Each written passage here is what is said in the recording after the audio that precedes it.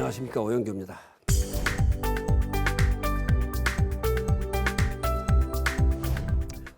지금까지 혁신에 있어서 바로 혁신의 출발에 이어서 혁신의 실행에 관련된 내용들을 중심으로 여러분한테 말씀을 드렸습니다. 그러면 이 실행되는 혁신이 지속적으로 영구적으로 작동될 수 있도록 하기 위한 혁신의 완성 방법은 과연 무엇인가 하는 것을 중심으로 여러분과 함께 검토해 보고자 합니다. 혁신은 기본적으로 일반적으로 어렵다고 생각하는 사람들이 많이 있습니다. 그러나 제가 처음에 혁신의 출발에서 말씀드렸듯이 혁신은 어려운 것이 아니라 바로 변화를 시켜가는 것이다. 그리고 개선해가는 것이고 새로운 것을 만들어가는 과정이다. 그렇기 때문에 저항이나 어려움을 가질 필요가 없다 하는 말씀을 드렸었습니다. 그러면 이렇게 해서 시작된 혁신이 그리고 기업이나 개인이나 조직이 성공적으로 모든 사람이 기대하는 만큼 좋은 방향으로 가게 하기 위해서는 그것을 지속적으로 계속적으로 갈 수 있는 시스템으로 정착시켜 줄 필요가 있습니다. 그것이 혁신의 완성이 됩니다. 혁신의 완성에 있어서 가장 먼저 생각해야 될 것은 혁신의 저항에 관련된 내용이 되겠습니다. 혁신은 기본적으로 회귀 본능을 가지고 있습니다. 사람들이 쉽게 가고자 하는 사람들이 너무도 많기 때문에 그렇습니다. 우리가 일반 일하는 데 있어서 어느 조직사회든지 대체적으로 세 가지 그룹으로 분류가 될 수 있습니다. 첫 번째는 그 조직을 끌고 가는 앞에서 리드하는 그룹들, 소위 말해서 몸을 던져서 일하는 사람입니다. 아이디어도 내고 정책도 개발하고 새로운 정책을 만들 때 앞장서 그 사람이 만듭니다. 그리고 아이디어 내는 것도 끊임없이 그 사람이 냅니다. 이런 리드 그룹, 리딩하는 그룹, 몸을 던져서 일하는 그룹, 앞서가는 그룹, 이 그룹이 있습니다. 이 그룹 때문에 그 조직이 버티는 겁니다. 부처도 마찬가지고 부처에 전체적으로 봤을 때 리드할 수 있는 국장이 누가 있느냐? 과장 중에서 혁신적으로 리드하는 사람이 누구냐? 사무관 중에서 혁신적으로 일하는 사람이 누구냐? 하는 그룹들이 다 존재합니다. 그러면 대체적으로 그 그룹 보면은 조직의 10% 많아야 20%를 넘지를 않습니다. 사실상 그 부처를 끌고 가는 사무관은 전체 중에서 20% 정도가 앞장서 일합니다. 과장 중에서도 10 내지 20% 범위에 있는 사람이 그 부처를 대표합니다. 국장도 마찬가지입니다. 국장이라고 다 같지가 않습니다. 그 차이가 있습니다. 그래서 조직을 던져서 몸을 던져서 일하고 조직을 끌고 가는 그룹 10 내지 20%. 그리고 자기 자기 몫은 그냥 탈 없이 끌고 가는 그룹. 어떻게 보면 현실 안주가 되는 사람들입니다. 그냥 전통을 존중하고 지금까지 일했던 방식을 사랑하고 그 방법대로 내 몫만 유지하고 가겠다. 그리고 내 이 조직 생활에서 좀 편안하게 하면서 나도 즐기겠다 하는 그룹이 대개 한 40% 정도입니다. 그리고 마지막 그룹은 그 조직에서 없었으면 좋겠다, 짐이 된다 하는 그룹들입니다. 제발 쟤는 없어야 우리가 나머지 사람들이 일하기 좋겠다. 인사가 있으면 제발 이 사람만은 빼달라고 하는 사람이 있습니다. 그 그룹들이 대체적으로 짐이 되는 그룹이 한 30% 정도는 있습니다. 그게 대개 그 어느 조직이든 정도의 차이는 있지만 그 정도로 분류가 됩니다. 적극적으로 혁신에 참여하는 그룹은 20%를 넘지 않는다. 대체적으로 처음에 시작할 때. 그래서 혁신을 하자 했을 때도 대개 20% 이내 사람이 앞장서서 갑니다. 나머지들은 방관적이거나 냉소적이거나 이런 사람들이 그룹으로 채워집니다. 쉽게 가기를 기본적으로 원하고 새로운 변화를 갖기를 좋아하지 않는 속성을 가지고 있습니다. 그리고 어떤 경우에는 또 두려움을 갖고 있는 경우가 많습니다. 그리고 처음에 혁신을 도입하면서 시작하면서 지금까지 일했던 방식이 아닌 다른 방식에 의해서 하다 보니까 초기에 거기에 따른 부담이 나올 수밖에 없습니다. 거기서 오는 피로와 갈등이 생기게 마련입니다. 이런 것들이 종합적으로 가다 보니까 결국 혁신은 가다가 조금만 쉬면은 바로 되돌아오려고 합니다. 그래서 혁신은 기본적으로 언덕을 올라가는 차가 시동을 껐다 올라가려면 힘드는 것과 마찬가지로 바로 잘못하면 백으로 돌아와서 원 제자리로 갈 수도 있습니다.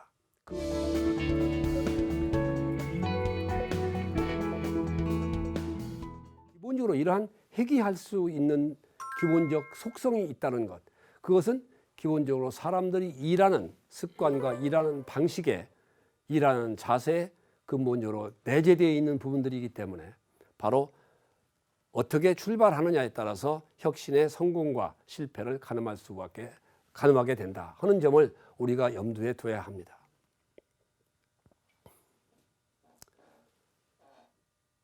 혁신을 하는 데 있어서 가장 위험한 요소 중에 하나가, 혁신을 한번 하자고 그러면은, 변화하자고 그러면은, 자, 이걸 바꾸자, 이건 이렇게 가자 하고 그러면은 대부분 많은 간부들이 충언이라고 고언이라고 하면서 건의하는 내용 중에 하나가, 그 방법과 원칙은 맞지만은 우리가 적응할 수 있도록 순차적으로 단계적으로 하자고 합니다.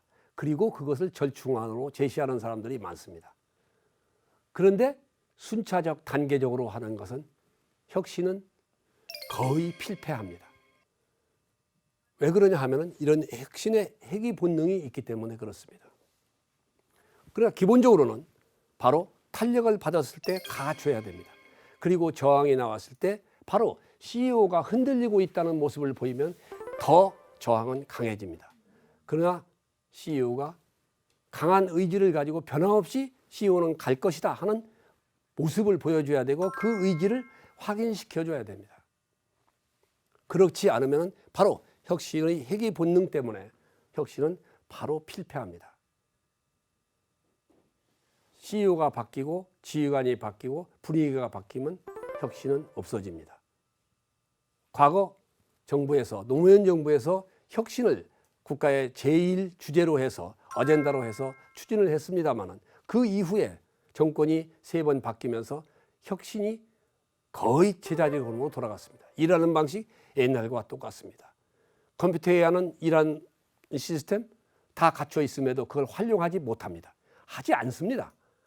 과거로 다 오프라인에는 사고와 오프라인은 업무 처리, 오프라인에 의한 보고, 이런 방식으로 다 돌아갑니다. 그게 혁신의 핵의 본능입니다. 그게 혁신의 실상입니다. 그렇기 때문에 이것은 바로 시작을 할 때 혁신의 핵의 본능을 염두에 두고 중단 없이 계속 간다는 것을 보여주고, 그렇게 시작을 해놔야 정착되고 앞서 갈 수 있다 하는 점을 여러분한테 말씀을 드립니다. 그 다음에 두 번째로, 혁신의 저항 중에서 중요한 것은 바로 전통과 관습, 과거에 대한 집착입니다. 모든 사람들은 좀 쉽게 일하는 것을 좋아합니다. 쉽게 일하는 방법이 바로 효율과 성과는 더 내면서 쉽게 일하는 방법을 찾는 것이 혁신인데, 우리는 일을 안 하고 그저 지나가기를 원하는 사람들이 많습니다. 그게 혁신이 아니라 바로 일을 무사한 일로 가고자 하는 속성이 많습니다. 그냥 놀아도 봉급은 나오고 놀아도 세월은 간다 하는 사람들이 많습니다. 그런 것들이 기본적으로 속성이 깔려 있고, 그러다 보니까 과거에 해왔던 방식, 쉬운 방식대로만 대충 처리하고 그냥 시간을 흘러가게 만듭니다. 지금 어제 이렇게 했는데 이보다 더 좋은 방법, 이보다 더 쉬운 방법이 있을까를 연구하는 것이 아니라 어제 했던 대로 처리해라, 편안하게 가자 하는 경우가 많습니다. 그러니까 변화가 나오지를 않는 겁니다. 그리고 또 중요한 것은 어떤 새로운 변화를 하고자 하는 의욕적인 사람, 10 내지 20%에 해당하는 사람이 어떤 변화를 시도하고자 할 때 거기서 오는 결과에 대한 책임 때문에 또 결과에 대한 지적 때문에, 책임에 대한 지적 때문에 그걸 앞서서 과감하게 혁신적 방안으로 일을 하지 못하는 경우가 많습니다. 실패와 성공은 하나 차이입니다. 정말 어떤 것이 시도가 다 좋아서 조금만 더 잘 가면 잘할 수 있는 것인데 그 실패하는 경우가 있습니다. 그럼 실패하면은 그것이 책임이 져야 되고 그것에 대한 문책 때문에 그 사람의 앞으로 조직 생활에 문제가 있다면 어느 누가 과감하게 해주겠습니까? 국민이 필요로 하기 때문에 법규의 규정에 불구하고 일을 해줬는데 거기에 대해서 책임을 묻는다고 하면 누가 국민을 위해서 국민의 편에서 문제 해결을 해주겠습니까? 그것이 국민의 절차가 설사 조금 어겼다 하더라도 그 결과가 좋고 국민을 위한 길이라면 그것은 인정을 해줘야 됩니다. 그게 혁신 아닙니까? 그게 고객 중심의 경영 아닙니까?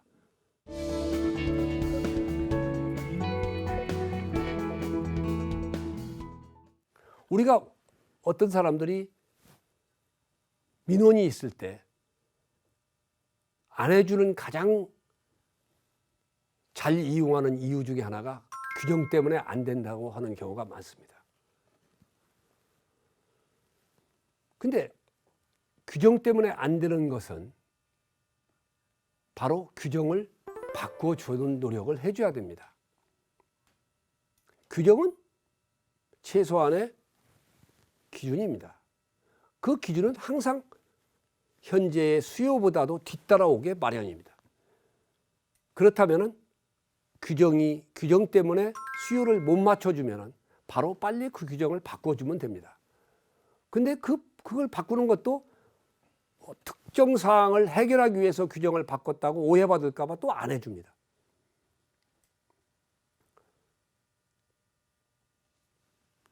그러다 보니까 바로 모든 것은 국민의 시각에서 보면 안 해주려고 한다.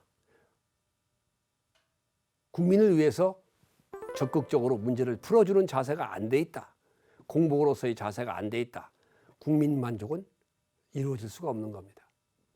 그러니까 어떻게 하면은 바로 국민의 편에서 국민 만족을 만들어 줄 수 있느냐 하는 차원에서 모든 문제를 접근해야 된다. 그래서 바로 혁신적으로 가기 위해서는 이러한 전통과 관습, 과거에 대한 집착 이런 것으로부터 우리 공무원이나 일하는 사람들이 해방되고 그래서 새로운 시각에서 바로 어떻게 하면 더 쉽게 어떻게 하면 더 국민의 편에서 문제를 해결할 수 있느냐 하는 개념으로 바뀌어져야 된다. 그래서 바로 전통과 관습, 과거에 대한 집착에서부터 벗어나야 된다. 이것이 바로 혁신의 저항 중에 중요한 요소 중에 하나다 하는 말씀을 드립니다. 다음에 혁신의 저항에 또 하나 중요한 것은 혁신의 필요와 구성원의 저항입니다. 혁신의 초기는 어차피 어쩔 수 없이 어려움이 있을 수 있습니다.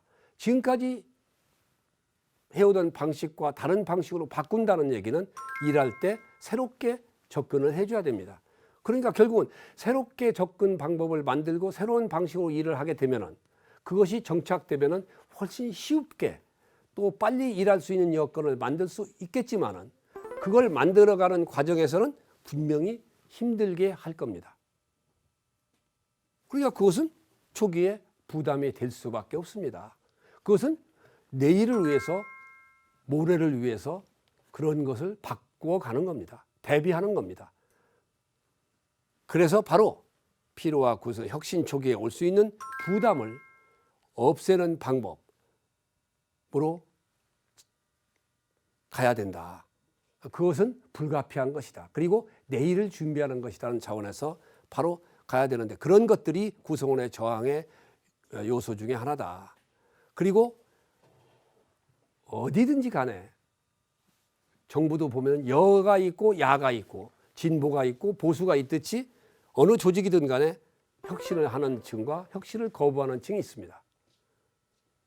즉 집만 되는 사람들 30%에 해당하는 집만 되는 사람들의 경우에는 혁신을 거부하게 됩니다. 그 사람들은 항상 혁신해서는 뭐 하느냐 하는 거부감과 거부 운동에 참여하게 됩니다.